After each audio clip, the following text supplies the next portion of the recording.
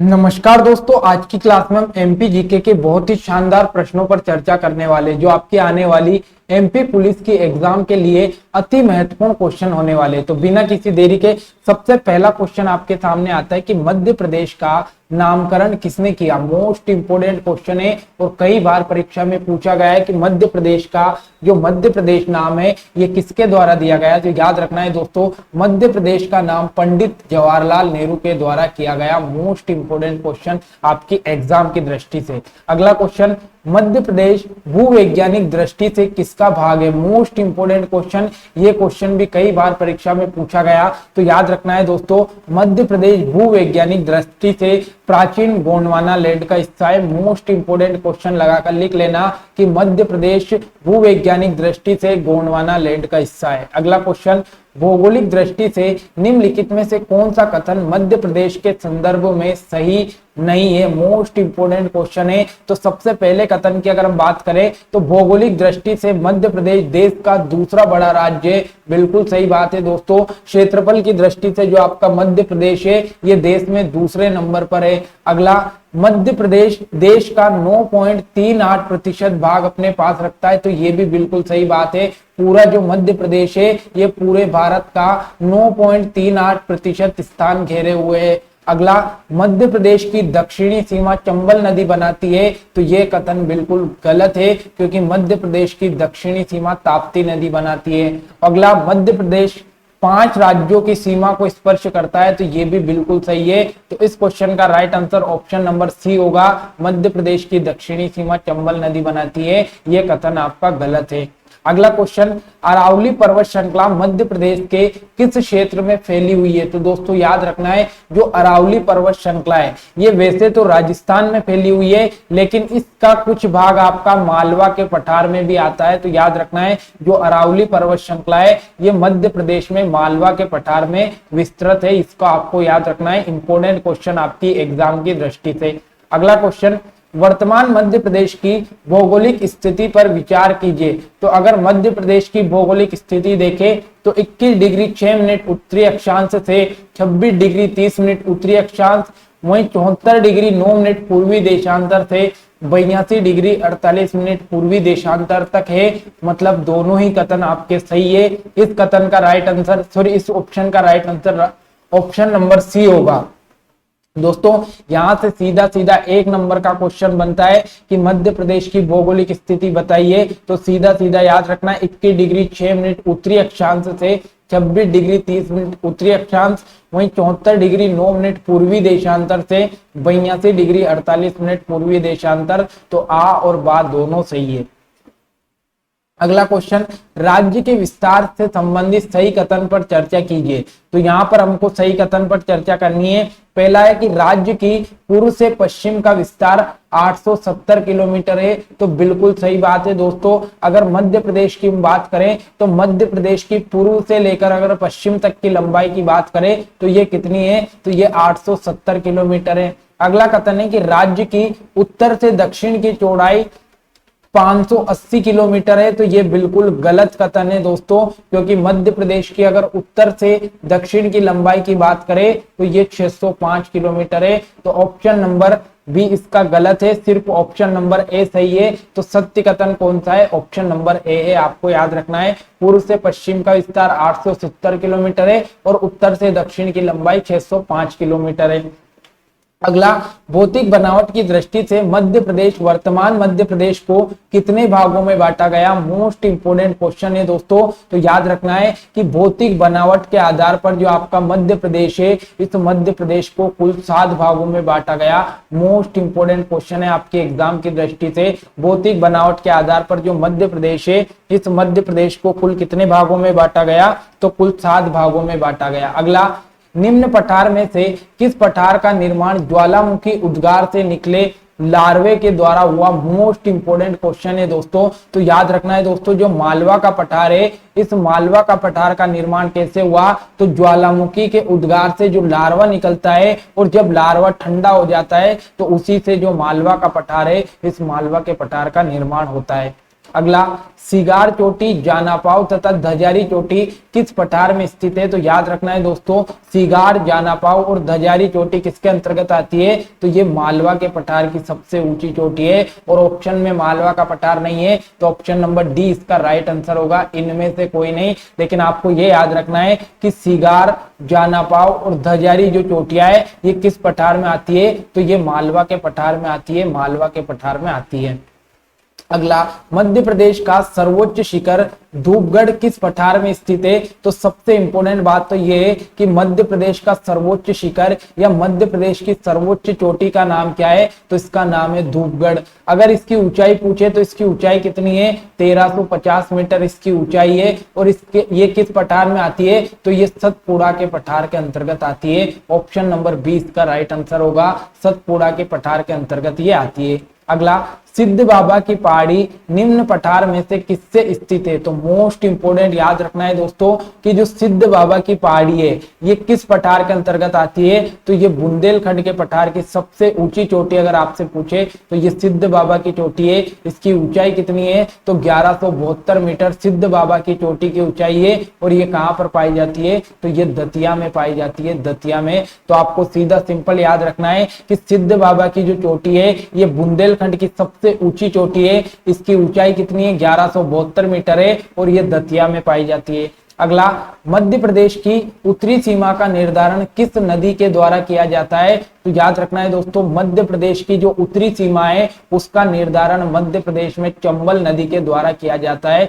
चंबल नदी के द्वारा किया जाता है। और चंबल नदी के बारे में याद रखना है दोस्तों कि सबसे ज्यादा मृदा अपरदन करने वाली नदी कौन सी है मध्य प्रदेश में? तो चंबल नदी है। और ये मृदा का अपरदन कहाँ करती है? तो भिंड और मुरैना जिले में सबसे ज्यादा जो मृदा अपरदन करने वाली नदी है ये चंबल नदी है। और ये मध्य प्रदेश की उत्तरी सीमा बनाती है आपकी चंबल नदी। अगला, निम्नलिखित में से कौन सा जोड़ा सुमेलित नहीं है? तो दोस्तों अगर यहाँ पर आप ध्यान से देखोगे तो जो बालाघाट है इस बालाघाट की सीमा महाराष्ट्र से लगती है, बिल्कुल सही बात है। अगर देखेंगे छिंदवाड़ा की जो सीमा है ये छत्तीसगढ़ के साथ नहीं लगती है, तो ये ऑप्शन आपका गलत हो जाएगा। मुरैना की सीमा राजस्थान के साथ लगती है और झाबुआ की सीमा गुजरात के साथ लगती है। तो ऑप्शन नंबर 20 का राइट आंसर है। छिंदवाड़ा की सीमा छत्तीसगढ़ के साथ नहीं लगती है, छिंदवाड़ा की सीमा किसके साथ लगती है? तो महाराष्ट्र के साथ लगती है। अगला, मध्य प्रदेश का क्षेत्रफल कितना है? तो मध्य प्रदेश का अगर क्षेत्रफल पूछे दोस्तों तो याद रखना है 3,08,252 वर्ग किलोमीटर मध्य प्रदेश का टोटल क्षेत्रफल है। और ये पूरे भारत का कितना प्रतिशत है? तो ये पूरे भारत का 9.38% आपका मध्य प्रदेश का क्षेत्रफल है, ये आपको याद रखना है। अगला, मध्य भारत का पठार प्रदेश के कितने प्रतिशत भाग पर विस्तृत है? तो दोस्तों याद रखना है कि जो ये मध्य भारत का पठार है ना, ये मध्य भारत का पठार पूरे मध्य प्रदेश के 10.68% पर विस्तृत है। 10.68% पर कौन विस्तृत है? तो ये मध्य भारत का पठार फैला हुआ है। मध्य भारत के पठार के बारे में एक बात याद रखना कि यहाँ पर जलोढ़ मिट्टी पाई जाती है। जलोढ़ मिट्टी कहाँ पर पाई जाती है? तो मध्य भारत के पठार में पाई जाती है। और मध्य भारत के पठार में सबसे कम वर्षा होती है मध्य प्रदेश की। तो ये दो चीजें आपको याद रखना है। और मध्य भारत के पठार का क्षेत्रफल 10.68% है।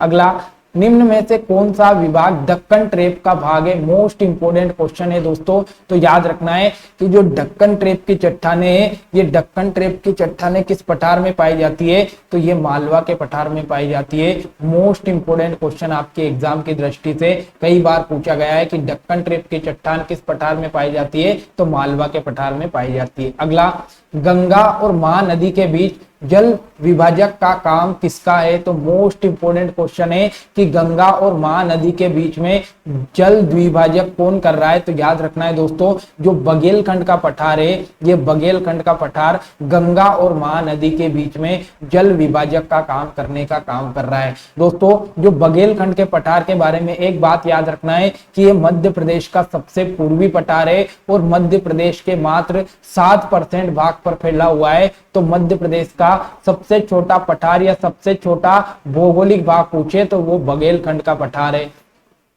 अगला, लमेटा हिल कहां पर पाई जाती है? तो लमेटा हिल याद रखना है दोस्तों, लमेटा हिल्स कहां पर है? तो ये जबलपुर में है, जबलपुर में है। और जबलपुर के बारे में एक चीज याद रखना है कि ये मध्य प्रदेश की संस्कार राजधानी कहाँ है? तो मध्य प्रदेश की संस्कार राजधानी जबलपुर में है, ये आपको याद रखना है। अगला, नीमच को एक अलग जिला कब घोषित किया गया? इंपोर्टेंट क्वेश्चन है, तो याद रखना है दोस्तों, जो नीमच है इसे सन 1998 में एक नया जिला बनाया गया, नया जिला बनाया गया। तो नीमच को मंदसौर से अलग करके 1998 में जिला घोषित किया गया। अगला, डिंडोरी को अलग जिला कब घोषित किया गया? तो डिंडोरी को भी सन 1998 में एक नया जिला बनाया गया। दोस्तों 1998 के बारे में दो चीजें याद रखना है कि 1998 जो था, इस 1998 में एक समिति आई थी जिसका नाम है बी.आर. दुबे समिति। और बी.आर. दुबे समिति ने कितने जिले बनाए थे? 10 जिले। और एक समिति आई थी आपकी सिंहदेव समिति।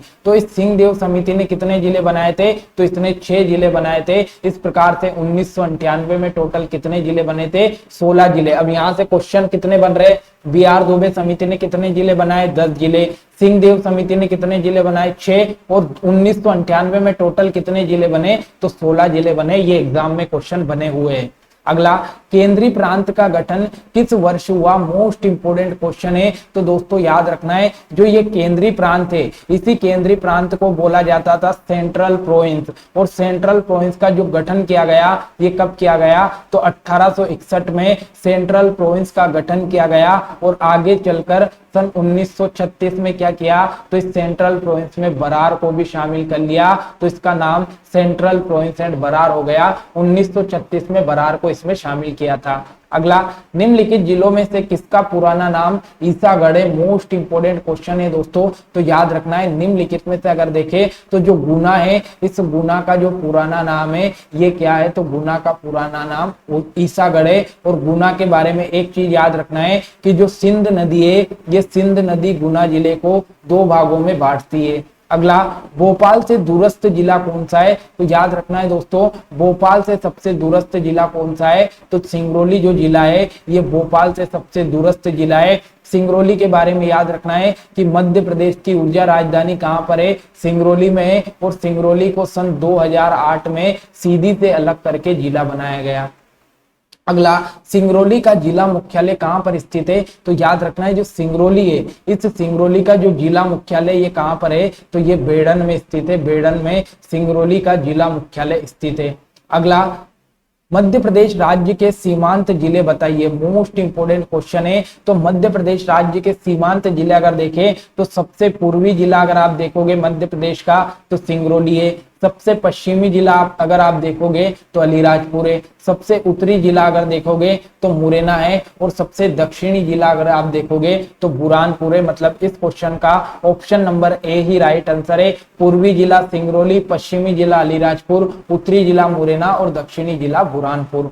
अगला क्वेश्चन है कि जुलाई 2018 तक मध्य प्रदेश में कितने जिले थे? तो याद रखना है दोस्तों, जुलाई 2018 तक मध्य प्रदेश में 51 जिले थे। क्योंकि 52वां जिला अगर हम बात करें तो 52वां जिला जो निवाड़ी बनाया गया था, ये निवाड़ी अक्टूबर 2018 में बना था। तो अभी अक्टूबर लगा ही नहीं, जुलाई तक की बात हो रही, तो जुलाई तक 51 ही जिले थे। लेकिन 52वां जिला जो निवाड़ी है ये अक्टूबर 2018 में बनाया गया। अगला, मध्य प्रदेश के निम्नलिखित जिले में से किसे मुंडवारा कहा जाता है? तो याद रखना है दोस्तों, जो मुंडवारा है ये किस जिले का प्राचीन नाम है? तो जो कटनी है, इस कटनी को प्राचीन समय में क्या कहा जाता है? तो प्राचीन समय में मुंडवारा के नाम से जाना जाता था। और दोस्तों कटनी के बारे में एक चीज याद रखना है कि इस कटनी को चूना नगरी के नाम से भी जाना जाता था। चूना नगरी के नाम से जाना जाता है, क्या जाना जाता है? चूना नगरी के नाम से कटनी को। अगला, भांडेर, कैमूर, पारसनाथ किस पर्वत श्रृंखला के उप विभाग है? मोस्ट इंपोर्टेंट क्वेश्चन है दोस्तों कि जो भांडेर, कैमूर और पारसनाथ श्रेणियां हैं ये किस पर्वत के अंतर्गत आती है? तो याद रखना है ये विंध्याचल पर्वत के अंतर्गत आती है। विंध्याचल जो पर्वत श्रेणी है इसके उपभाग है भांडेर, कैमूर और पारसनाथ। अगला, कर्क रेखा मध्य प्रदेश के किस पठार को दो भागों में विभाजित करती है? तो याद रखना है दोस्तों, जो कर्क रेखा है ये मालवा के पठार को दो भागों में बांटती है। मोस्ट इंपोर्टेंट क्वेश्चन एग्जाम की दृष्टि से सबसे इंपोर्टेंट तो ये है कि कर्क रेखा मध्य प्रदेश के कितने जिलों से होकर गुजरती है? 14 जिलों से, और ये मालवा के पठार को दो भागों में विभाजित करती है। अगला, भूवैज्ञानिक संरचना की दृष्टि से प्राचीनतम चट्टानें कौन सी है? तो याद रखना है दोस्तों, भूवैज्ञानिक संरचना की दृष्टि से जो सबसे प्राचीन चट्टानें हैं वो है आपकी आर्कियन चट्टानें। आर्कियन चट्टानें सबसे प्राचीन चट्टानें मानी गई है। और अगर आपसे पूछे कि मध्य प्रदेश में सबसे प्राचीन आर्कियन चट्टानें से किसका निर्माण हुआ, तो जो बुंदेलखंड का पठार है, इस बुंदेलखंड का पठार किससे हुआ? तो आर्कियन चट्टानों से हुआ। ये क्वेश्चन आपके लिए मोस्ट इंपोर्टेंट क्वेश्चन बन जाता है।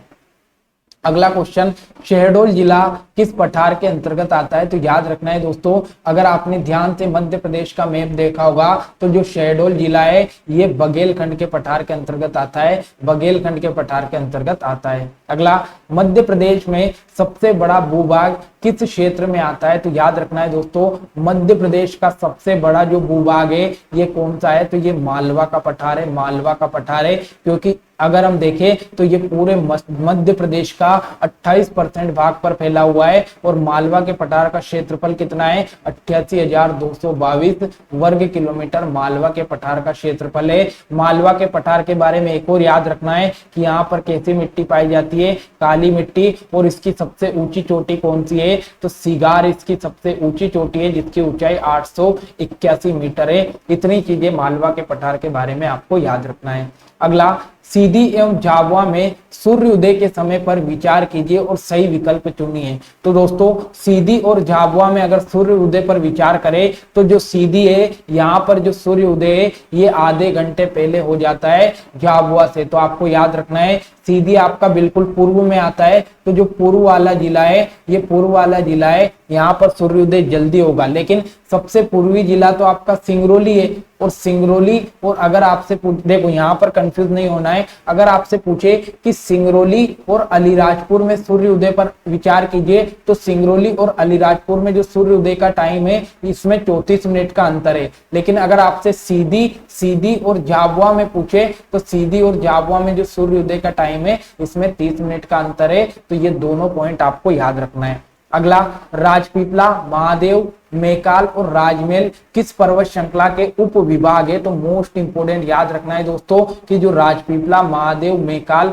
और राजमेल की पहाड़ियां है ये किसके अंतर्गत आती है? तो ये सतपुड़ा पर्वत के अंतर्गत आती है। मोस्ट इंपोर्टेंट क्वेश्चन एग्जाम में पूछा गया है। अगला, वह स्थान जिसे ग्वालियर के सिंधिया परिवार की ग्रीष्मकालीन राजधानी कहा जाता है वो कौन सा है? तो याद रखना है दोस्तों, जो ग्वालियर का सिंधिया परिवार है इसकी जो ग्रीष्मकालीन राजधानी थी ये कहां पर थी? तो ये शिवपुरी में थी। शिवपुरी में थी। मोस्ट इंपोर्टेंट क्वेश्चन आपको याद रखना है, शिवपुरी में ग्रीष्मकालीन राजधानी थी।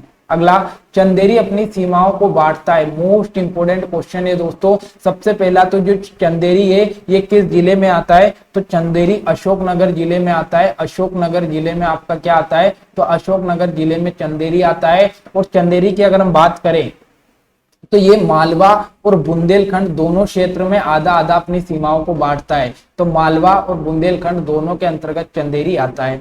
अगला, कौन सा शहर मध्य प्रदेश के वाणिज्य राजधानी के रूप में जाना जाता है? तो याद रखना है दोस्तों, कौन सा शहर है? तो याद रखना है मध्य प्रदेश का जो इंदौर शहर है ये मध्य प्रदेश की वाणिज्य राजधानी कहलाता है। इंदौर मध्य प्रदेश की वाणिज्य राजधानी कहलाता है। और अगर हम इंदौर की बात करें तो ये मध्य प्रदेश की खेल राजधानी भी कहलाता है। खेल राजधानी भी कहलाता है। अगला, भोपाल बसा हुआ है। मोस्ट इंपोर्टेंट क्वेश्चन है। तो याद रखना है दोस्तों, जो भोपाल है ये 5 पहाड़ियों पर बसा हुआ है। कई बार परीक्षा में क्वेश्चन पूछा गया कि भोपाल कितनी पहाड़ियों पर बसा हुआ है? तो भोपाल 5 पहाड़ियों पर बसा हुआ है। अगला, जिसके नाम का मतलब मोर की जगह है ये मध्य प्रदेश का कौन सा जिला है? तो याद रखना है दोस्तों, जिसके नाम का मतलब मोर की जगह है वो मुरैना जिला है। तो मुरैना जिला का नाम मोर की जगह कहलाता है। ये आपको इंपोर्टेंट याद रखना है। अगला क्वेश्चन, जानापाव चोटी किस क्षेत्र के अंतर्गत आती है? तो मैंने अभी आपको बताया था कि सिगार, जानापाव और धजारी तीनों चोटियां मालवा के पठार के अंतर्गत आती है। मालवा के पठार के अंतर्गत आती है। अगला, मालवा का पठार सबसे गर्म महीना कौन सा है? तो याद रखना है दोस्तों, मालवा के पठार का जो सबसे गर्म महीना है ये मई का महीना है। मतलब मालवा के पठार में सबसे ज्यादा गर्मी किस महीने में पड़ती है? मई के महीने में पड़ती है। और सबसे ज्यादा ठंड किस महीने में रहती है? तो सबसे ज्यादा ठंड जनवरी के महीने में रहती है।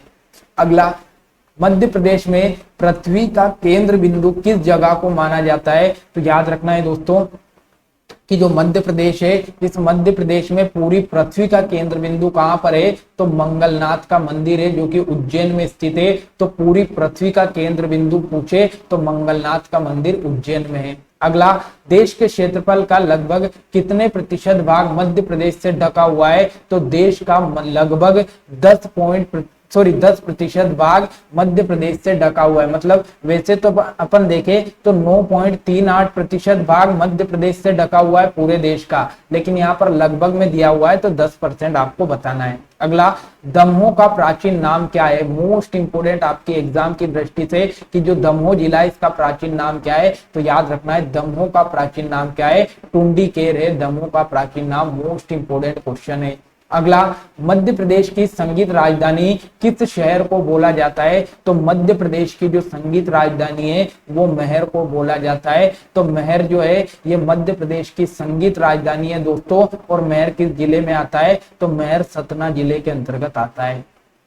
अगला, निम्नलिखित में से किस शहर को मिनी मुंबई के रूप में जाना जाता है? तो याद रखना है जो दोस्तों, जो इंदौर है इस इंदौर को मिनी मुंबई के नाम से भी जाना जाता है। इंदौर को मिनी मुंबई के नाम से भी जाना जाता है। अगला, मध्य प्रदेश की ग्रीष्मकालीन राजधानी किसे कहा जाता है? तो याद रखना है जो मध्य प्रदेश है इस मध्य प्रदेश की जो ग्रीष्मकालीन राजधानी है वो पंचमढ़ी को कहा जाता है। तो पंचमढ़ी जो है ये मध्य प्रदेश की ग्रीष्मकालीन राजधानी कहलाता है। मोस्ट इंपोर्टेंट क्वेश्चन है। और मध्य प्रदेश में सबसे ज्यादा अगर वर्षा पूछे तो मध्य प्रदेश में सबसे ज्यादा वर्षा भी कहां पर होती है? पंचमढ़ी में ही होती है। अगला, मध्य प्रदेश का उल्लेख निम्नलिखित में से किस रूप में मिलता है? तो याद रखना है दोस्तों, जो मध्य प्रदेश है ये एक स्थलबद्ध राज्य, बिल्कुल सही है। मतलब मध्य प्रदेश की सीमा चारों ओर से एक स्थल खंड से जुड़ी हुई है। दूसरा है कि देश का हृदय प्रदेश है, ये भी बिल्कुल सही है। और इसे दक्षिणापथ या रेवात्तर के नाम से जाना जाता है, तो ये भी सही है दोस्तों। ऋग्वेद में मध्य प्रदेश जो है इसे दक्षिणापथ या रेवात्तर के नाम से जाना जाता था। तो उपरोक्त सभी कथन यहाँ पर आपके सही हो जाते हैं।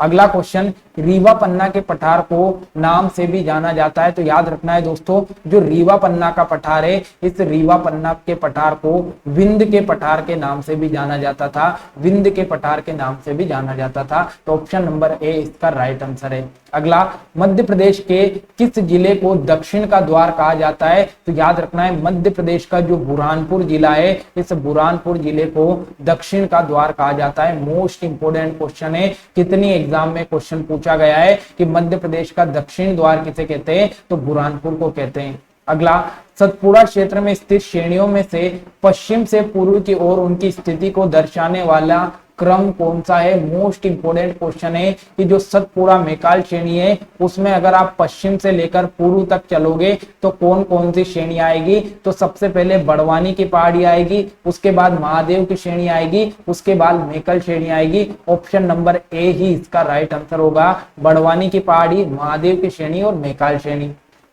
तो दोस्तों ये एमपी जीके के मोस्ट इंपोर्टेंट क्वेश्चन थे जो आपकी आने वाली एग्जाम के लिए अति महत्वपूर्ण प्रश्न होने वाले हैं। तो आज की क्लास अगर आपको अच्छी लगे तो लाइक कमेंट शेयर करना ना भूले। मिलते हैं अगली क्लास में। जय हिंद, जय भारत।